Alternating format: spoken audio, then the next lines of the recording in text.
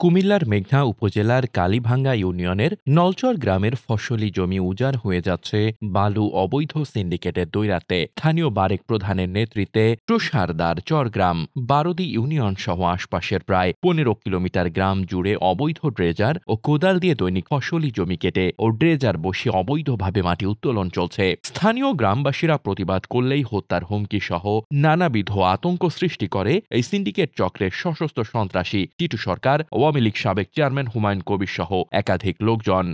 ইতোমধ্যে বারেক ও তার সহযোগীদের বিরুদ্ধে রয়েছে ৮টি হত্যা মামলা সহ একাধিক মামলা। এছাড়াও ডাকাতি, চাঁদাবাজি, অন্যের জমি দখলের মতো অভিযোগও রয়েছে তাদের বিরুদ্ধে। স্থানীয় সূত্রে জানা যায়, সর্বদা ক্ষমতার কাছাকাছি থাকা এই বারেক সুবিধাভোগীদের মতো সকল রাজনৈতিক দলের ছত্রছায়ায় তার অবৈধ সন্ত্রাসী সাম্রাজ্যের জাল বিছিয়ে আছেন।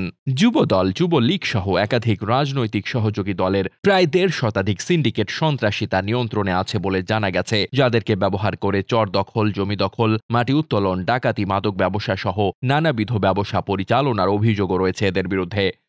বর্তমান সরকারের ম্যাজিস্ট্রেসি পাওয়ার থাকা সেনা কর্মকর্তাদের স্পিড বোটে হামলা করে তাদেরকে পানিতে ডুবিয়ে মেরে ফেলার হুমকি দেওয়ার ভিডিও ভাইরাল হবার পর থেকে আরও বেশি বেপরোয়া হয়ে উঠেছে এই সিন্ডিকেট। তাদের বিরুদ্ধে অভিযোগ করা প্রায় বেশিরভাগ গ্রামবাসীকে পালিয়ে গ্রাম থেকে অন্যত্র থাকতে হচ্ছে। এমনকি কেউ কেউ অভিযোগের পরিপ্রেক্ষিতে হত্যার শিকারও হয়েছেন বলে জানা যায়। এ ব্যাপারে স্থানীয় প্রশাসনকে জিজ্ঞাসাবাদ করলে তারা বলেন, অচিরেই শৃঙ্খলা নিয়ন্ত্রণে যথাযথ ব্যবস্থা গ্রহণ করা হবে। তবে এ ব্যাপারে স্থানীয়দের অভিযোগ, বারংবার প্রশাসনকে অবহিত করলেও তারা সাড়া দেয়নি। ফলে এভাবে অবৈধ বালু উত্তোলন চলতে থাকলে দ্রুতই চর থেকে ৫টি ইউনিয়ন হুমকির মুখে পতিত হবে। ধ্বংস হয়ে যাবে ফসলি জমি সহ অন্যান্য গুরুত্বপূর্ণ স্থাপনা। বেকার হয়ে পড়বে কৃষক ও স্থানীয় বাসিন্দারা।